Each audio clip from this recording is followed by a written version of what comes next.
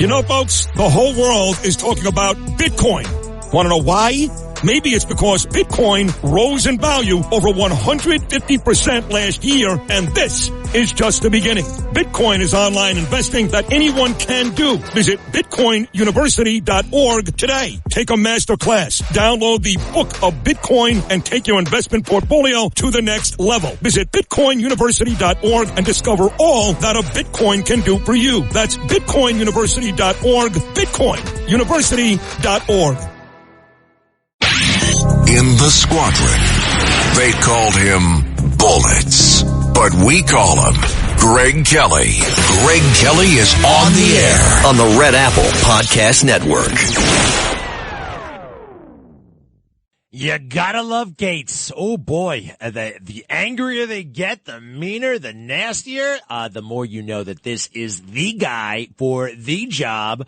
Attorney General of the United States. My gosh, the mass hysteria. You know what there should have been hysteria about? There should have been hysteria when the DOJ indicted Donald Trump on bogus charges. There should have been hysteria in Washington when they raided Mar-a-Lago. They should have been in outrage when Jack Smith, when we found out basically 8 seconds before he got appointed to that big job of getting Trump, we found out that he gave money to Michelle Obama. All right. That's the stuff you're supposed to be outraged over, not Matt Gaetz. What is the big outrage? I really don't understand. Just look at him. I mean, just look at that guy. What? He's great. He's intelligent. He's articulate. He's bold. He's a lawyer. He's got 10 years at least in public service. Yes, he worked at a law firm. You know, I don't think technically you have to be an attorney to be the attorney general, but he's a lawyer. He has more legal experience and more government experience than Robert F. Kennedy had when he became attorney general to his big brother, John. Remember that? He kind of shocked the world when he made his brother the attorney general. He was 34 years old, made him the attorney general, his little brother. He was a staffer for Joe McCarthy or one of those guys. He just worked on a staff. That's it. The damn building is named for Robert F. Kennedy Jr. Matt Gaetz has more legal experience and government experience than Robert F. Kennedy when he was attorney general. And maybe even after the attorney general. He was only a senator for like a hot minute. I mean, I'm sorry he died, but he wasn't around too long. It's the legend. It's the myth. And it's also the villainization of conservatives, of MAGA. Don't have to worry about it too much because I believe that Donald Trump is going to get his way with these appointments no matter what the hell anybody says.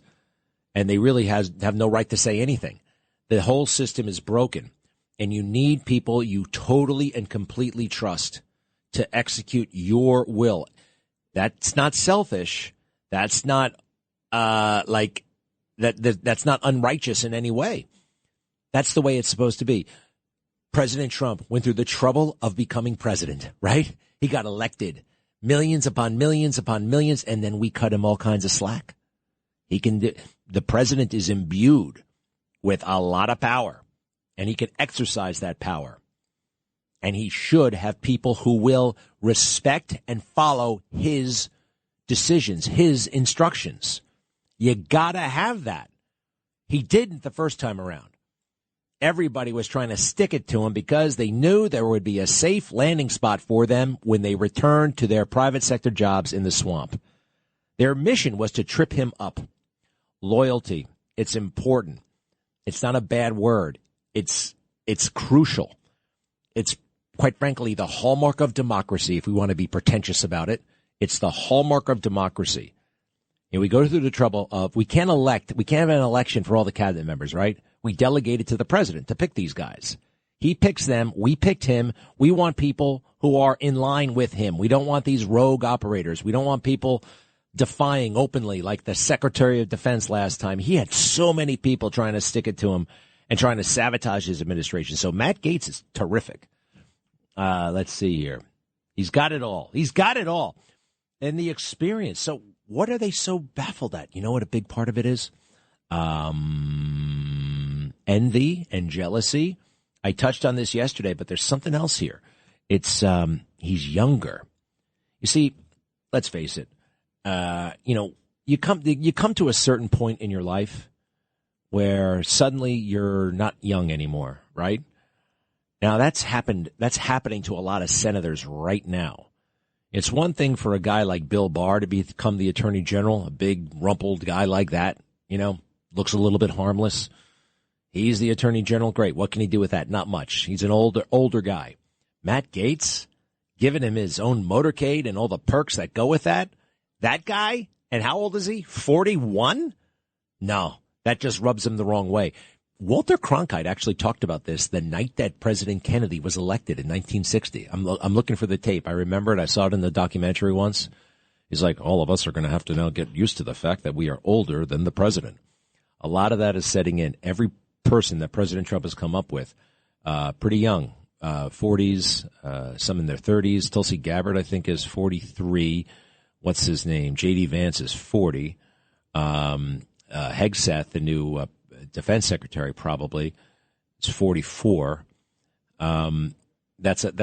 It's not the component, but it's one of them. Well, he doesn't have the management experience. There are 5 million people who work at the Pentagon. Well, nobody does, quite frankly. Nobody does. And it's really not a pure management job.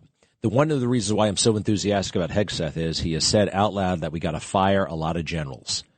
And very few people are up to doing that. Very, very few. And he can do it. He's got the confidence to do it. He's got the ego to do it. He can look CQ Brown with all of his 4 stars and say, pack your bags, you're done. Well, according to, okay, fine, we'll find an office for you and you can hang around there until your retirement comes. You got to be bold. You got to be decisive. And with his military background, and a lot of people have military background, but a lot of people don't. A lot of former secretaries of defense had 0 military background, and nobody seemed to have a problem with it.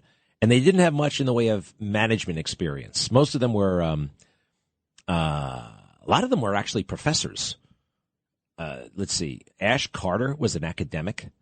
He worked for Obama as Secretary of Defense. These guys come and go really quick, by the way. They're not around for long. William Perry was a professor from the Massachusetts Institute of Technology under Bill Clinton. No military experience. Les Aspin. Anybody remember Les Aspin? Oh, my God. This is the most unwarrior guy they ever could have picked. Ever. They put him in charge of the Pentagon. All he had done is write term papers. That's all he was good at. Writing documents. Managing a war?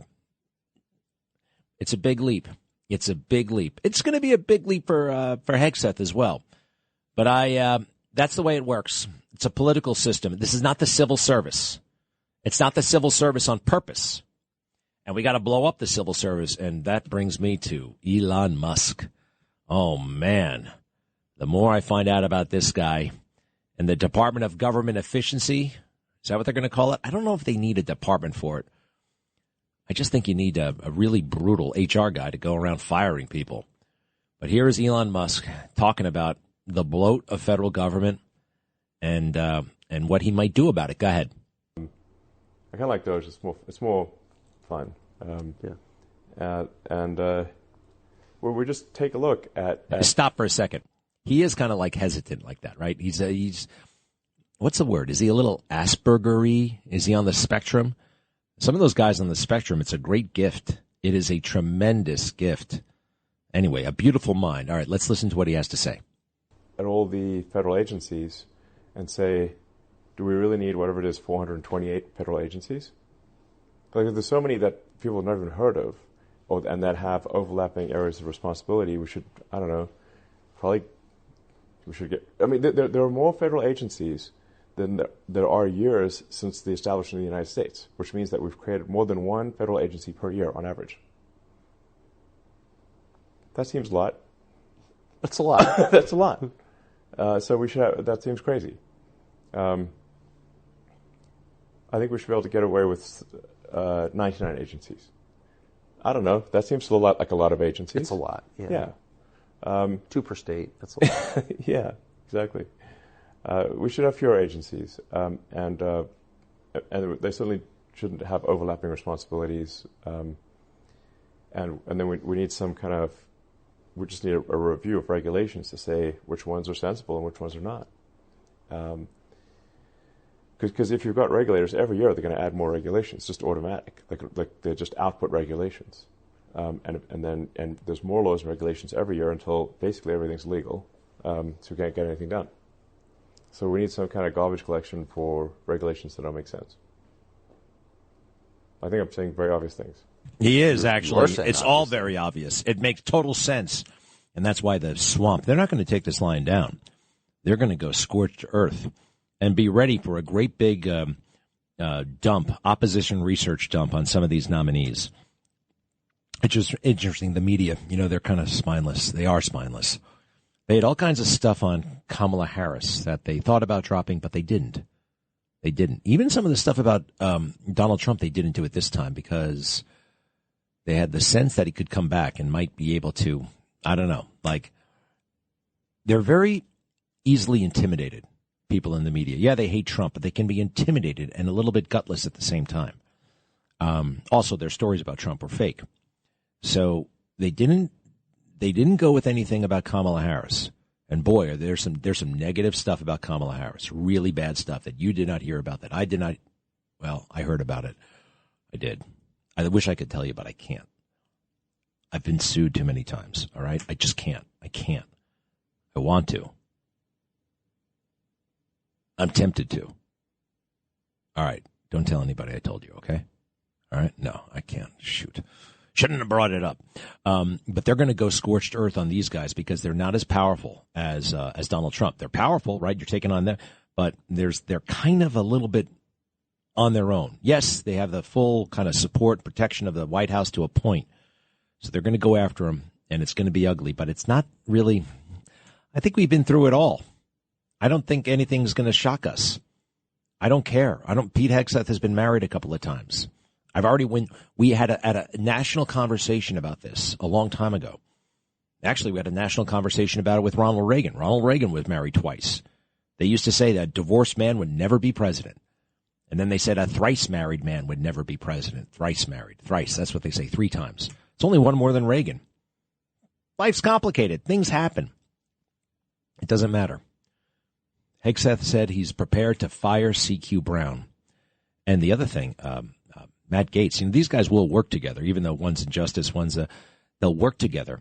I played this moment in a video last night when Milley is doing his woke crap, so obsessed with the woke nonsense. I want to know about white rage, and I'm white, and I want to understand it. Matt Gaetz is shaking his head in disgust, in total disgust. It's like, ugh. And he's doing it outwardly. Because these generals, they work for us. These lawyers, these anonymous lawyers, 100,000 of them at the Justice Department, they actually work for us.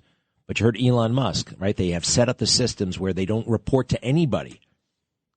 So that's going to change, and it's going to be hard.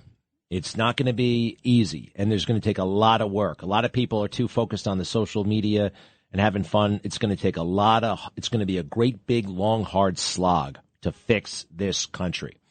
The last time he went with the usual suspects, the people that were recommended him, he knows each of these people firsthand, and they won't let him down. And they all have the great traits of the Marine Corps, by the way. I actually know this list by heart. Let me just see. There are 14 leadership traits in the Marine Corps. Unselfishness, knowledge, loyalty, tact. I got to start again.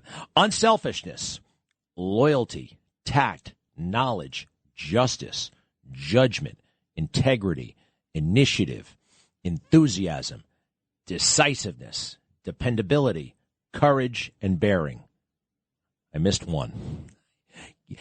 Get back to me on that. I don't know which one. Any Marines out there? Hey, real quick, Gracie, what do you think of all this stuff? Isn't it great? I think it's wonderful, and they don't know where to shoot first. The left. And, the left should keep quiet about everything. They're the ones that pushed the line that everything is okay. So now they're going to worry about Pete, that he has on 3 wives. I don't care. And they're jealous of him. He went to Harvard, undergraduate, Princeton, and he has an MA in public policy. All right, hold on 1 second. That's where I got to stop you, all right? Because this annoys the hell out of me. I know it does. Stop, Gracie, all right? Stop. I'm on this guy's side. But everybody who gets impressed with some college that somebody went to, it starts to annoy me. Because what you're impressed by is what grades they got when they were in 10th grade and 11th grade, right? It doesn't matter. Hegseth would be qualified for this job if he went to Penn State, if he went to Slippery Rock State, if he went to Nassau Community College. The media care about this crap, and that's why you're hearing about it so much, right? They love to put it out there, and a lot of the senators do. I don't think it makes much of a difference. Actually, most people think that the University of Pennsylvania is an inferior school to Penn State because Penn State has a better football team. It's kind of the way a lot of folks look at it. All right, Gracie. All right, so we're on the same page here. What, are you deliberately? All right, finish your thought. No, my thought is I'm impressed because my son went to Harvard and he's very smart and all his friends are, and they're achievers like Musk. So we have to be open-minded. So, yeah. Was he homeschooled, your son? How'd you get him into Harvard? He was just born smart, and he even went to Harvard Law School, and he's the grandson of immigrants. So this country is great, and that's why I love it. Hey, one thing though, is it true? Some of his friends, you got two guys who go to Harvard. Those who are just so smart that they go there because that's where smart people go, and those who go there to get the credentials so people think they're smart. Sounds like your son is the former, and that's the better, right? Yes. Yeah. But I think you're great anyway. But I know I'm not usually impressed either, and especially now. I don't think that degree is worth 2 cents anymore. Yeah, right? They disgrace themselves. Good stuff, Gracie. Oops, I'm a little bit late. Be right back. Greg Kelly on the Red Apple Podcast Network. It's kind of cool. I actually know some of these guys. I know Gates. Won't be bothering him for too many favors, but I got a couple I want to ask. I actually do. Not right away. Let him settle in there first, right? I mean, I thought about being, I don't want to. No, I think I do. And I'll tell you what they are. There are two guys I know. I'm not going to give you too many. Well, actually, I will. All right, here's the deal. Who remembers the Jeffrey McDonald case? Fatal Vision? Ever see the TV movie Fatal Vision? All right, so it's about a Green Beret Army surgeon in 1970s, married, father of 2. Home invasion, and his whole family is killed. He lives, his whole family is killed. The Army investigates. It's a very strange case, but they determine that he's innocent, he didn't do it. 9 years go by.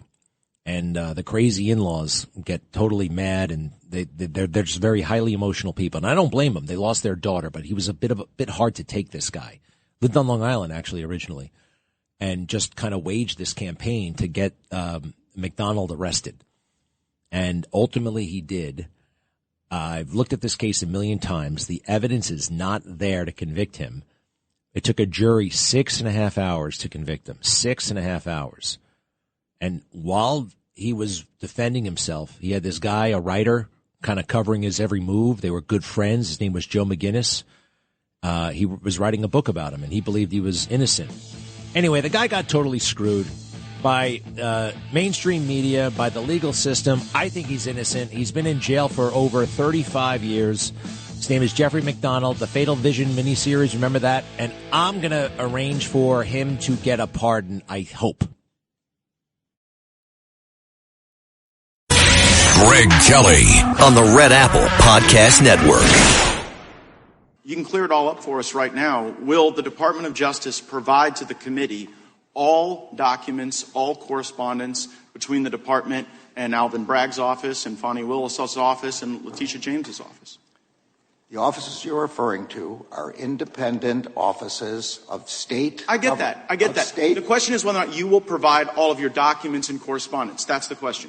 I don't need a history lesson. Well, I'm going to say again, we do not control those offices. They make their own decisions. The question is whether you communicate with them, not whether you control them. Do you communicate with them, and will you provide those communications? You make a request. We'll refer it to our Office of Legislative Affairs. But see, here's the thing. You come in here and you lodge this attack that it's a conspiracy theory, that there is coordinated lawfare against Trump. And then when we say, fine, just give us the documents, give us the correspondence, and then if it's a conspiracy theory, that will be evident. But when you say, well, we'll take your request, and then we'll sort of work it through the DOJ's accommodation process, then you're actually advancing the very dangerous conspiracy theory that you're concerned about. Yep. That guy is awesome. Joe Digenova, U.S. Attorney, former of Washington, D.C. Joe, welcome back. How you doing, first of all? Oh, I've never been better. I'm still in landslide heaven.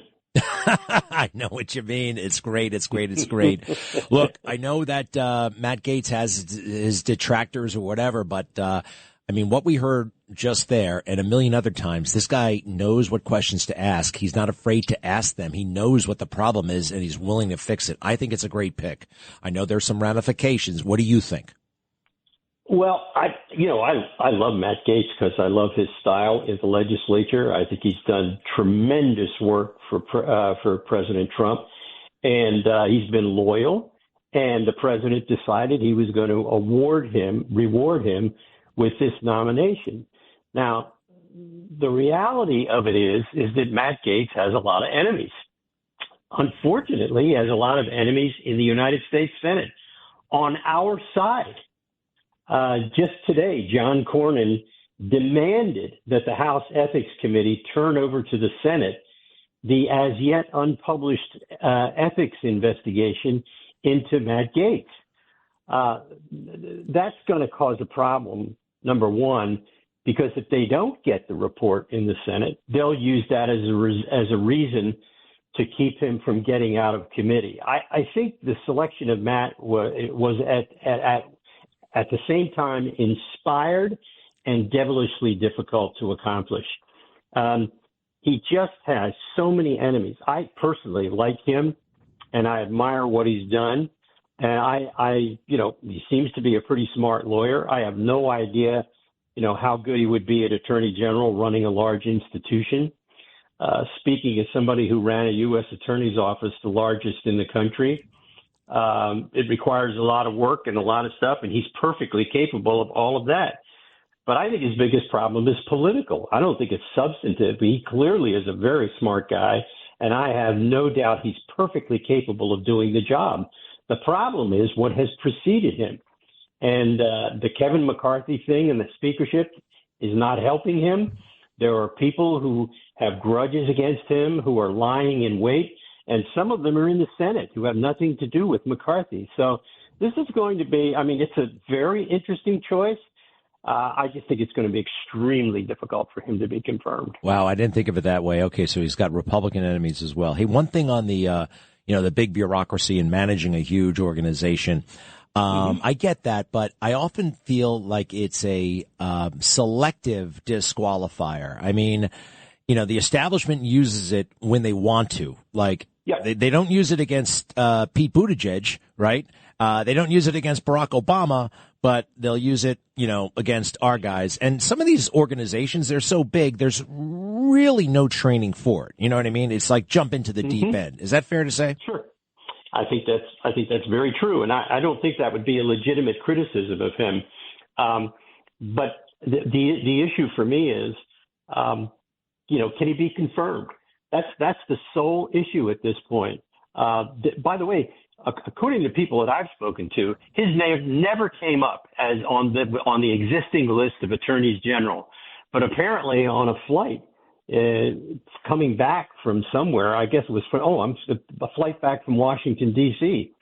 Gaetz was on the plane going back to Florida with the president, and he and I was told it was Boris Epstein, who's one of Trump's most trusted advisors. He's a lawyer. He's been around the president for a long time, came up with this idea, and Trump liked it and decided he was going to do it.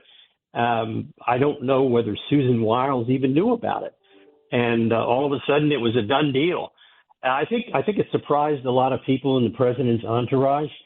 And it certainly surprised, from my conversations, some of the candidates on the list for attorney general. So I would have chosen Kash Patel myself. I'm not denigrating the choice of Matt Gaetz. It's just that Kash Patel, in my opinion, is ready to do the job. And I think although he would have had a difficult confirmation hearing, I think he would have been confirmed. I don't know how bad it's going to be for Matt. When Cornyn today made that demand for the House Ethics Committee report, I thought that was a really bad sign that that it's going to be a hard road if in fact they go forward and nominate him. What I thought had happened, my interpretation was Matt Gaetz was looking to get out of Congress because he didn't want that ethics committee report to become public, which I can't disagree with him at all on that. And I think he asked the president for a favor, and the president said, sure, why not? Let's give it a shot. And if it works, you get to be confirmed. If it doesn't, the report never gets out. And certainly it was a riverboat gamble by any measure. Yeah. And whether or not it just looks like it's going to be really tough with the Senate. I get you. And it's interesting, though, the whole thing about the ethics, it said, he's under investigation.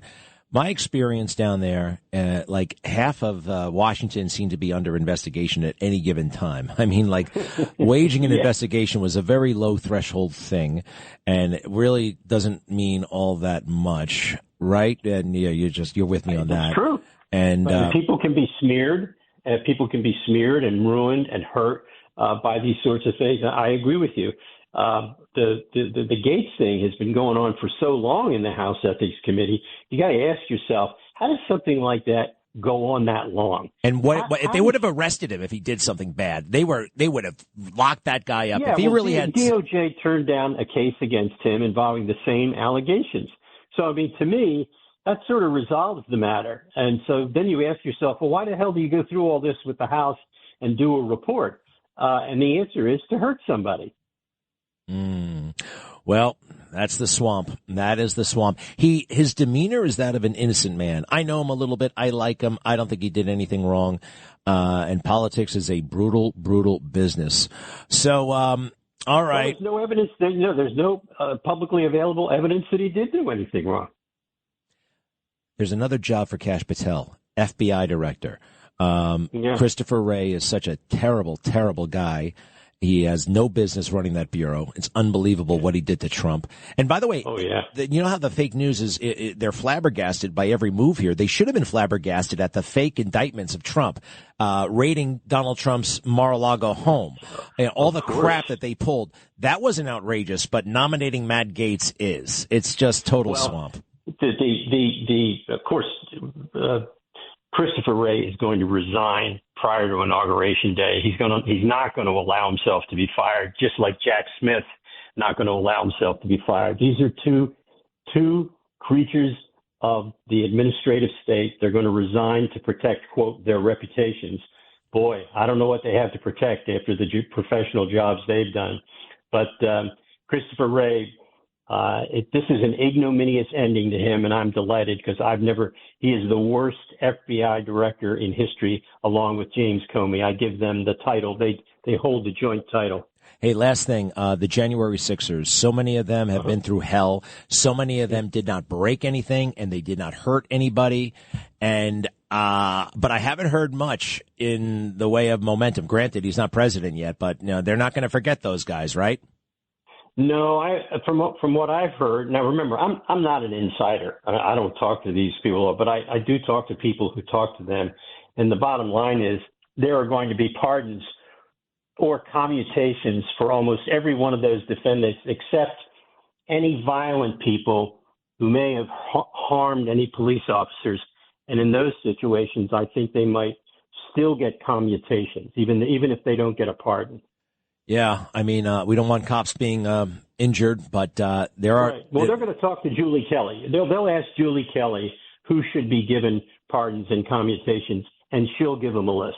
Yeah, she's been great on this stuff. She has. Joe Digenova, we thank you very, very much. Hey, one more thing going forward, because I've been asking my listeners, I've been asking everybody, how do we treat dominant media? I've got a beef with conservative media in their treatment of dominant media. In that. Like, for instance, I was walking by a TV, Fox was on, Jesse Waters' show, right? 3 minutes into his show, and I like Jesse, he's got talent. He's running CNN clips. I see other conservative networks do the same thing. Like, can you believe what CNN said now? And I've done it myself, but I'm cognizant of it, and I like to bury it in the show. I don't want to lead my show. Like, they showed themselves to be irrelevant in a way. The American people don't believe them anymore. Maybe conservative media need to stop complaining about the narrative and start telling their own story. Does that make any sense? I don't know how to treat CNN going forward. Should we just ignore them? Well, I think the most important thing is, you're absolutely right, is to ignore them. Don't give them any unnecessary publicity. They're killing themselves. They're committing harikari. Let them alone. Let them destroy themselves. I mean, people like Jake Tapper, Wolf Blitzer, Dana Bash, these people are stupid. Just look at their ratings. I mean, the gigantic loss of ratings is just spectacular to watch.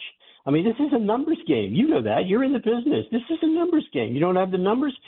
So the punishment is going to be, according to what I read today, a lot of these people are just not going to get raises. They're not going to get fired. Well, if you're running CNN and that's your decision, you're just not going to give raises and you hope they're going to leave, you're going to destroy the network. I mean, you're not going to have anything to sell. Yeah. Yeah, and a lot of them, if you cut their salary from $9 million to $4 million, they're going to stay. They shouldn't have been getting. You're amazing, Joe Digenova. Please say hello to Victoria, and thanks for being with us. Hey, you bet. Okay, take care now. All right, we got a lot of stuff we got to get to, including the Hegseth files. He's a good guy, and he's totally qualified. They're going bananas. Don't worry about it. Oh, Kathy Hochul. You think you're going to get away with this? You think you're going to get away with this, what are the midtown pricing, congestion pricing? No, it ain't going to happen. It's not going to happen. President Trump is not going to let you do it, and there are ways to stop you, you little tricky, devious. Ooh. Back to the beauty parlor with you. I'll be right back. Greg Kelly on the Red Apple Podcast Network.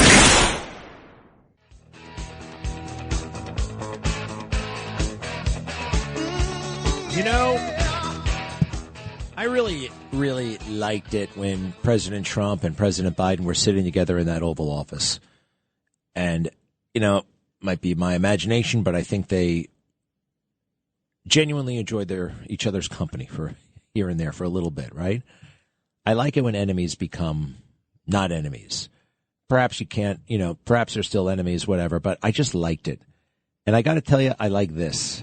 You guys know I've been a very, very vocal critic of Eric Adams, but the more I hear about his plans to cooperate with the Trump administration on immigration issues, some of the things he said in defense of conservative media, that goes a very long way, and I appreciate it a lot. That's special.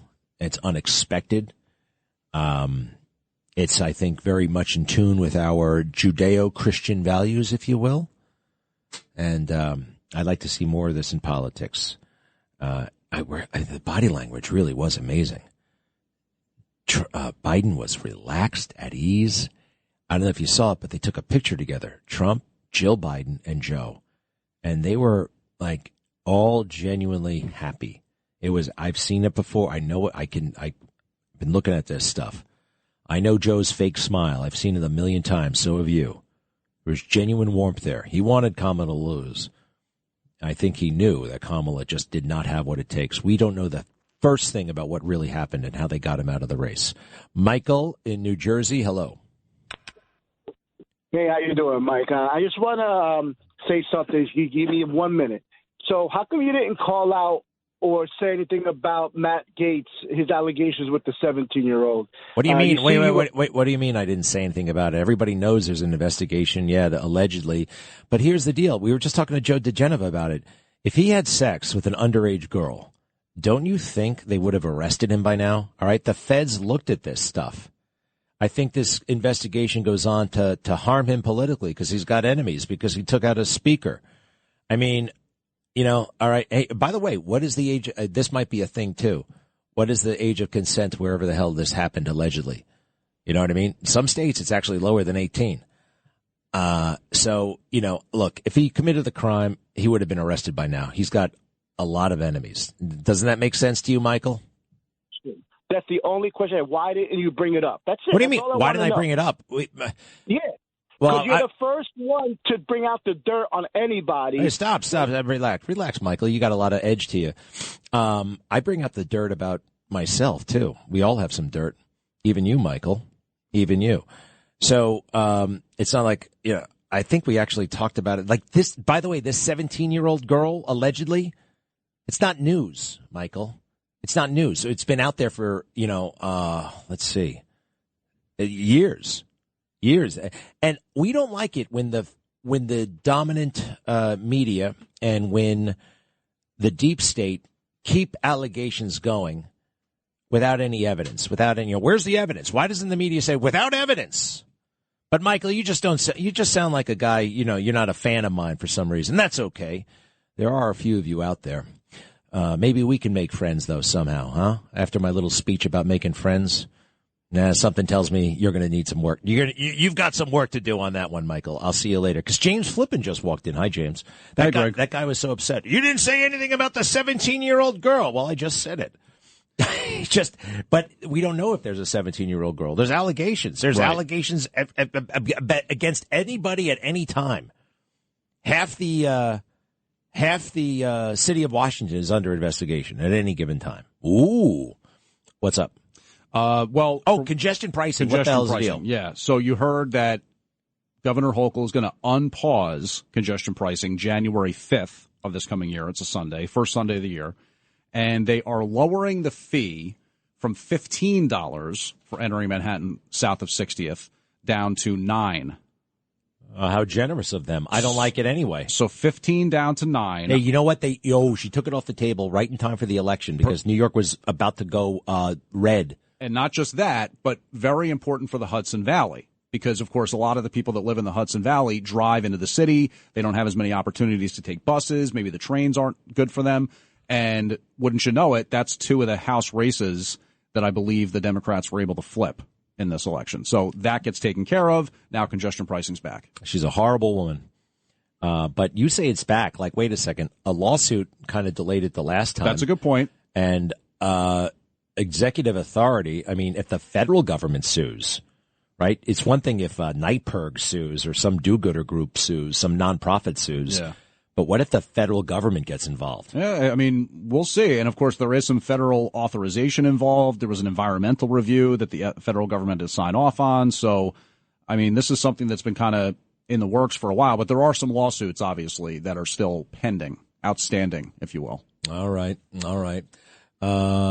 Everything good with you otherwise? Everything's good. I just wanted to say that I heard you guys talking about the phrase presented without evidence. Yeah, without evidence. It's been debunked. And I once subscribed to the New York Times morning newsletter, and they sent this story out talking about that or at the time it was President Trump said, so-and-so without evidence. And I emailed the editor, and I said, you realize that by saying that, you're telling the reader not to believe what was just said. Like, there's really no reason to say that. It's enough to attribute it to the president. And the guy, I'll never forget, what did it say? What did it say? So the newsletter article said something like, so-and-so, President Trump said this, and he presented it without evidence. Who's so-and-so? President Trump. He said President something. Trump he said this, whatever it without was. evidence. This was 5-6 years ago. President Trump said this, but without evidence. Right. So I wrote a letter to the editor and said, by saying presented without evidence, you're telling the listener, or reader in this case, don't believe what's being said here.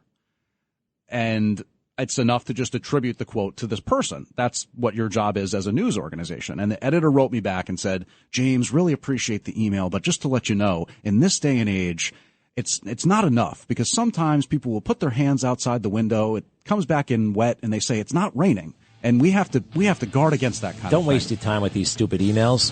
Get on the radio and tell them off, all right? Find the name of the reporter. Dox them. Put their address out there. They do it to everybody else. No, I'm not. Don't dox anybody. But you can save it for the radio. Oh, he's going to be James Flippin debating Anthony Weiner this weekend. Good luck. Janine Pirro here for Colonial Metals Group. Colonial Metals Group helps Americans protect their future with the most trusted store of wealth in human history, physical gold and silver. If you're retiring or retired, go to colonialmetalsgroup.com/Pirro for your free Janine Pirro Colonial Metals Group Retirement Protection Kit, or call 800-965-8004. 800-965-8004 now to receive a free home safe and up to $7,500 in free silver.